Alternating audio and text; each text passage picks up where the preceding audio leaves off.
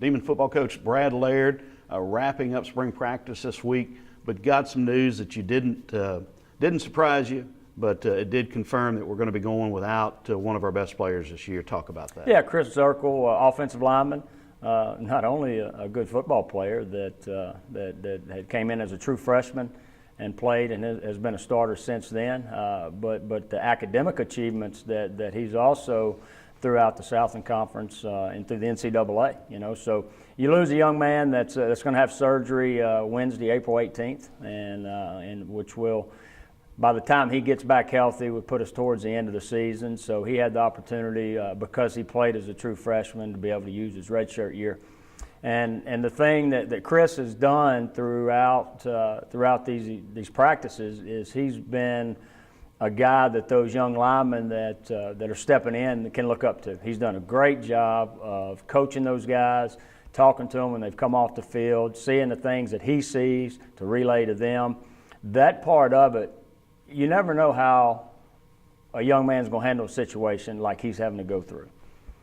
I don't think you could ask anybody to handle it as good as he's handled it, and has done a great job. Just the leadership that he continues to show, and the thing that he's going through adversity right now, but he shows you how to handle it. And I've learned from that, because he moves on each and every day to do the very best that he can. And so we're going to be with him through a surgery, and he's going to be with us throughout this football season, and he's going to play a vital role in our success because of how he handles the adversity.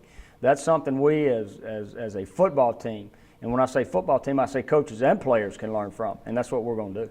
As I understand it, this was an injury, a shoulder injury that he suffered during the season last year, and played a lot of the season last year with this injury. What does that say about Chris? Yeah, it does, and towards the end of the year and after the season, it's as tough as he is, he kind of shook it off, and wasn't really much, and until he got back from Christmas break, and by the time that the doctors looked into things in the end of January and early February, and by the time they could get to surgery, it was to the point where he made that decision, and we made that decision to have the surgery, of course, because we don't want to put him in a situation that's going to affect him further on in life, and we both understood that and decided to have the surgery and get him back 100% healthy for the following year.